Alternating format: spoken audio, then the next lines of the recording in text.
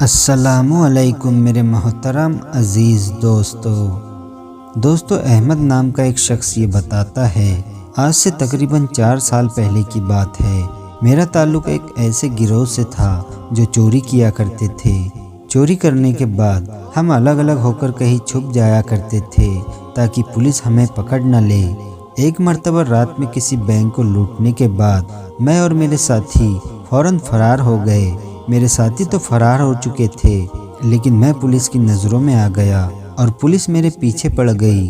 میں تیزی سے بھاگتا ہوا الگ الگ راستے بدلتا رہا اور آخرکار پولیس کی نظروں سے چھپنے میں کامیاب ہو گیا۔ پھر میں ایک بس پر بیٹھ گیا اور دور کہیں جا کر اتر گیا۔ جہاں میں اترا تھا اس جگہ کے بارے میں مجھے کچھ بھی معلوم نہیں تھا۔ مجھے بس ایک ہی فکر تھی کہ کہیں پولیس مجھے پکڑ نہ لے۔ میں جس جگہ اترا تھا وہ بالکل سنسان علاقہ تھا، دور دور تک کوئی آبادی نظر نہیں آ رہی تھی۔ سامنے ایک قبرستان تھا تو میں چلتے چلتے قبرستان تک پہنچ گیا۔ 14ویں کا چاند چمک رہا تھا جس کی وجہ سے سب کچھ صاف صاف دکھائی دے رہا تھا۔ میں نے سوچا کہ آج رات قبرستان میں گزار لیتا ہوں، صبح ہوتے ہی یہاں سے نکل جاؤں گا۔ میں بہت سخت جان اور مضبوط دل کا مالک تھا، کبھی بھی میری حالت ایسی نہیں ہوئی تھی جیسی اس رات ہوئی تھی۔ اس رات میں نے فیصلہ کر لیا کہ میں آئندہ سے ایسا کام نہیں کروں گا جہاں جان کے لالے پڑ جائے۔ میں برا نہیں تھا، بس برے دوستوں کی صحبت میں پڑ کر میں برا بن گیا تھا۔ میں قبرستان میں ایک قبر کے قریب جا کر لیٹ گیا۔ میرے پاس ایک شال تھی جو کافی موٹی تھی۔ شال اپنے اوپر تان کر میں سونے ہی والا تھا کہ مجھے ایک آواز سنائی دی۔ یہ کسی لڑکی کی آواز تھی جو کہہ رہی تھی، بھائی مجھے مت مارو، میں نے کچھ بھی نہیں کیا، مجھے مت مارو، میں گناہ گار نہیں ہوں۔ یہ آوازیں سن کر جیسے میری روح کانپ گئی۔ میں نے چادر اپنے سر سے ہٹائی اور دیکھنے لگا کہ آخر ماجرا کیا ہے۔ جب میں نے دیکھا تو میرے سامنے تقریباً 4 سے 5 لڑکے تھے جو ایک لڑکی کو گھسیٹتے ہوئے قبرستان کی طرف لا رہے تھے۔ ان میں سے ایک لڑکا بولا، تجھے ذرا بھی شرم نہیں آئی؟ ہم بھائیوں کی عزت تو نے خاک میں ملا دی۔ ہم تو سمجھ رہے تھے کہ تو خالہ کے گھر پر ہے، لیکن اب پتہ چلا کہ تو حرام اور ناجائز بچے کو اپنے پیٹ میں لیے گھوم رہی تھی۔ ایک لڑکے نے اس لڑکی کو پکڑا ہوا تھا اور باقی 4 قبر کھودنے میں مشغول ہو گئے۔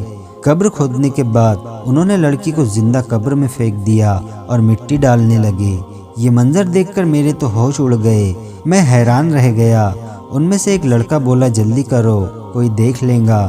انہوں نے جلدی جلدی لڑکی کو زندہ قبر میں دفن کر دیا اور وہاں سے چلے گئے۔ لڑکی کو قبر میں زندہ دفن کرنے کے بعد وہ سب وہاں سے بھاگ چکے تھے۔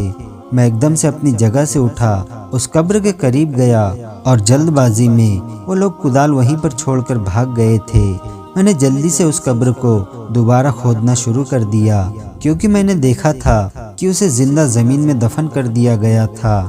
میری پوری کوشش یہ تھی کہ میں اس لڑکی کو قبر سے زندہ باہر نکال لوں۔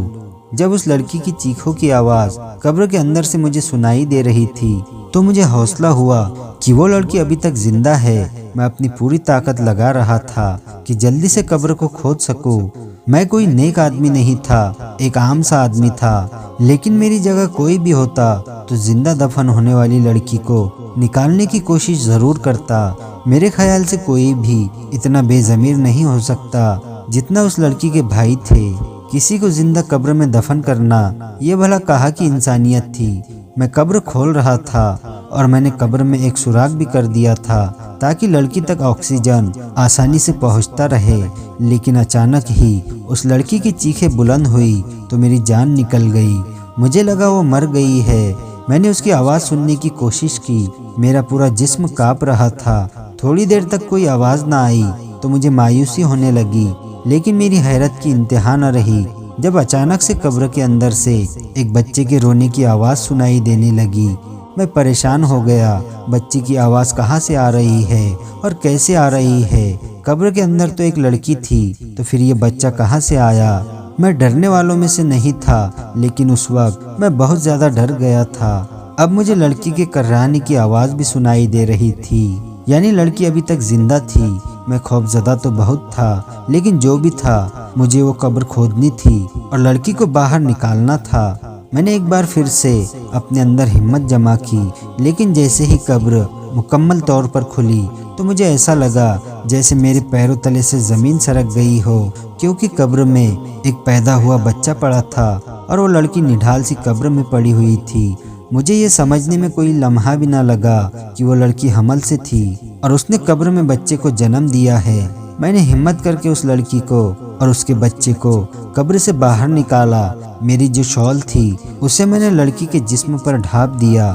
لڑکی کی حالت غیر تھی اور وہ لڑکی تکلیف میں تھی اور وہ بچہ مسلسل روئے جا رہا تھا۔ میرے کچھ بھی سمجھ میں نہیں آ رہا تھا کہ آخرکار میں کیا کروں گا۔ اچانک ہائی وے پر مجھے ایک وین آتی ہوئی نظر آئی۔ میں اس بچے اور ماں کو چھوڑ کر جلدی سے ہائی وے کی طرف دوڑا۔ میں نے وین کو روکنے کا اشارہ کیا، پتہ نہیں کیسے، لیکن اتنی رات میں بھی وہ لوگ رک گئے، لیکن وہ خوف زدہ تھے۔ میں نے انہیں کہا میری بیوی اور میں قبرستان سے گزر رہے تھے، اچانک قبرستان میں ہی میری بیوی کو درد شروع ہو گیا اور اس کی ڈیلیوری ہو گئی۔ میں نے ان سے مدد کے لیے کہا۔ تصدیق کرنے کے لیے وہ لوگ میرے سامنے آئے۔ اس لڑکی اور بچے کو دیکھ کر سارا معاملہ سمجھ گئے اور انہیں میری بات پر یقین ہو گیا۔ ان میں سے ایک شخص نے کہا ان تینوں کو مدد کی ضرورت ہے، واقعی یہ لوگ بہت بڑی مصیبت میں ہیں۔ وین والوں نے ہماری مدد کی اور اس لڑکی اور اس بچے کو اسپتال لے گئے۔ بینک سے میں نے جو چوری کی تھی اس کا حصہ اپنے ساتھیوں سے مانگا تو انہوں نے میرا حصہ مجھے دے دیا۔ میں لڑکی کو اس جگہ لے گیا جہاں میں خفیہ طور پر رہا کرتا تھا۔ جب لڑکی کی حالت سنبھل گئی تو میں نے اس سے سارا معاملہ پوچھا۔ اس نے اپنی کہانی بتانا شروع کی اور بتایا کہ میرا نام سدرا ہے، میں نیک لڑکی تھی۔ ایک دن اچانک کالج سے آتے ہوئے ایک لڑکا میرے پیچھے لگ گیا اور اس نے مجھے ایک خط دیا جس میں لکھا تھا کہ وہ مجھ سے بہت محبت کرتا ہے۔ اس کا نمبر بھی نیچے لکھا ہوا تھا۔ پہلے تو اسے میں نے صاف انکار کر دیا، لیکن پتہ نہیں کیوں شیطان نے مجھے شاید ورگلا دیا تھا اور ایک کمزور لمحے کی ضد میں آ کر میں نے اس کے موبائل پر کال کر دیا اور یوں ہمارا رابطہ ہو گیا۔ پھر بات ملاقاتوں تک پہنچی۔ میرے 4 بھائی تھے۔ جب وہ کام پر باہر چلے جاتے میں اسے گھر پر بلا لیا کرتی۔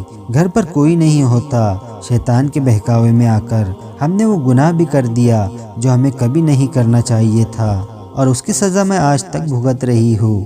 جب اس لڑکے کا ناجائز گناہ میرے پیٹ میں پلنے لگا تو میں نے اس بات کا ذکر اپنے خالہ سے کیا۔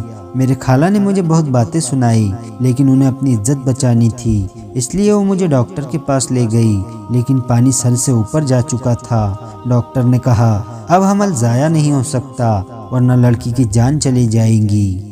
میں نے اس لڑکے سے رابطہ کیا اور کہا کہ اپنا رشتہ میرے گھر بھیج دے، تو آگے سے اس نے کہا یہ بچہ نہ جانے کس کا ہے اور میں اس پر الزام لگا رہی ہوں اور مجھ جیسی بدکردار لڑکی سے وہ کبھی شادی نہیں کر سکتا۔ اب معاملہ سنگین ہو چکا تھا۔ اگر تمہارے بھائیوں کو اس بات کے بارے میں پتہ چل گیا تو تم جان سے جاؤ گی۔ خالہ نے میرے بھائیوں کو میرے بیماری کی جھوٹی کہانی سنائی اور کہا کہ وہ مجھے اپنے ساتھ لے جا رہی ہے۔ میرے بھائیوں نے کہا کہ وہ ہمارا کھانا وغیرہ بناتی ہے، ہم کیسے اس کے بغیر گزارا کریں گے؟ ہم دن کو کام پر چلے جاتے ہیں، پیچھے سے یہ گھر سنبھالتی ہے۔ خالہ نے کہا یہ بیمار ہے، تم لوگ شادی کر لو اگر تمہیں گھر میں کام کرنے والی چاہیے تو۔ نہ جانے میرے خالہ نے کیسے میرے بھائیوں کو راضی کیا اور مجھے اپنے ساتھ لے کر اپنے گھر آ گئی۔ خالہ کے گھر میں ان کی بیٹی اور ایک بیٹا رہتا تھا۔ ساری کہانی مجبوراً انہیں سنانی پڑی۔ میں نے حمل کے 9 ماہ وہاں پر گزارے، لیکن جب میری ڈیلیوری کا وقت قریب آیا تو اس دن میرے بھائی میرے خالہ کے گھر آ پہنچے۔ انہیں یہ بات نہ جانے کیسے معلوم ہو گئی۔ وہ مجھے گھسیٹتے ہوئے واپس اپنے گھر لے گئے اور پھر وہاں سے رات کو قبرستان لے آئے اور مجھے زندہ قبر میں دفن کر دیا۔ جب مجھے قبر کے اندر دفن کر دیا تو میرا دم گھٹنے لگا تو میں چلانے لگی اور میں اللہ سے مدد مانگ رہی تھی۔ میں تکلیف میں تھی، کرا رہی تھی۔ ایک طرف تو میرا دم گھٹ رہا تھا اور دوسری طرف مجھے حمل کا درد بھی شروع ہو گیا۔ میں نے سچے دل سے اللہ کی بارگاہ میں توبہ کی کہ آئندہ میں کبھی کوئی گناہ نہیں کروں گی، اور میں نے گناہ نہ کرنے کا پکا ارادہ کیا اور اللہ سے دعا مانگتی رہی۔ میں نے کہا میں نے روزے رکھے، نمازیں پڑھی، تہجد ادا کی اور میں گمراہ ہو گئی۔ اے میرے رب، مجھے آخری موقع دے دے، مجھے اس قبر سے نکال دے۔ میں ساری زندگی کبھی کوئی گناہ نہ کروں گی۔ اگر میری کوئی نیکی اگر تجھے کبھی پسند آئی ہو تو اس کے بدلے آج مجھے یہاں سے نکال دے۔ میں اس وقت جانتی تھی آدھی رات کو اس وقت قبرستان میں مجھے کوئی بچانے نہیں آئے گا، لیکن اس وقت اللہ کو میں نے دل سے پکارا تھا اور میرا یقین کامل تھا۔ ان لوگوں نے قبر میں زیادہ مٹی نہیں ڈالی تھی۔ اس کے بعد تم آ گئے۔ تم نے پہلی ہی کوشش میں میرے لیے ہوا کا راستہ کھول دیا تھا۔ ایک پل مجھے ایسا لگا کہ شاید میرے بھائی واپس آ گئے مجھے نکالنے کے لیے، کیونکہ اس وقت ان کے سوا قبرستان میں کوئی موجود نہیں تھا۔ لیکن پھر میرا دماغ کام کرنا بند ہو چکا تھا، کیونکہ بچے کی پیدائش کا وقت قریب آ چکا تھا۔ کتنی عجیب بات ہے نا، میں یہ سوچ کر حیران ہوں کہ میرا بچہ کیسا بچہ ہے جس نے اپنی پہلی سانس قبر کے اندر لی۔ لوگ دنیا میں آتے ہیں اور آخری سانسوں کو پورا کرنے کے بعد اپنی قبر میں جاتے ہیں، لیکن اس انوکھے بچے کے زندگی کی شروعات ہی انوکھی تھی، جس نے اپنی زندگی کی پہلی سانس قبر کے اندر لی تھی۔ میں نے اللہ سے وعدہ کیا تھا کہ میں کبھی کوئی گناہ نہ کروں گی، اور اپنے تمام گناہوں سے میں سچی توبہ کر چکی۔ ہم اپنے رب کو بھلا دیتے ہیں، گناہوں میں لگ جاتے ہیں، لیکن وہ ہمیں کبھی نہیں بھولتا۔ میں تہجد گزار لڑکی تھی، خوب عبادت کرتی تھی، لیکن میں بہک گئی، اپنے رب کو بھول بیٹھی۔ لیکن دیکھو تو صحیح اللہ نے کس طریقے سے میری مدد کی، اور آج میں یہ سوچ رہی ہوں کہ کیسے میں نے اپنے اتنی مہربان رب کی نافرمانی کی تھی، اس شخص کی خاطر جو بدکار کا الزام لگا کر مجھے بیچ راہ میں چھوڑ کر چلا گیا۔ احمد کہتا ہے، سدرا اپنی کہانی سنا کر پھوٹ پھوٹ کر رونے لگی تو میں بھی سوچ میں پڑ گیا۔ یہ تمام واقعہ میرے لیے بھی بہت عبرتناک تھا، میں بھی اس واقعے کا حصہ تھا۔ اسی وقت میں نے بھی اللہ کی بارگاہ میں اپنے تمام گناہوں سے سچی توبہ کر لی، اور میں نے سدرا کے ساتھ نکاح کرنے کا فیصلہ کر لیا۔ سدرا سے شادی کا فیصلہ صرف میں نے اپنے اللہ کی رضا کے لیے کیا تھا، تاکہ اللہ میرے پچھلے تمام گناہوں کو معاف فرما دے۔ آج میں علم رکھنے والا بندہ ہوں، میں نے اسلام کے بارے میں بہت کچھ سیکھا ہے۔ میری بیوی عورتوں کو درس دیتی ہے، اور اللہ کے فضل و کرم سے ہم خوشحال زندگی گزار رہے ہیں۔ آج محسوس ہوتا ہے کہ زندگی میں ہر طرف سکون ہے اور نور ہی نور ہے۔ سبحان اللہ۔ تو دوستو، آج کی ویڈیو آپ کو کیسی لگی ہمیں کمنٹ کر کے ضرور بتائیں، اور ویڈیو کو لائک اور اپنے دوستوں کے ساتھ شیئر ضرور کریں۔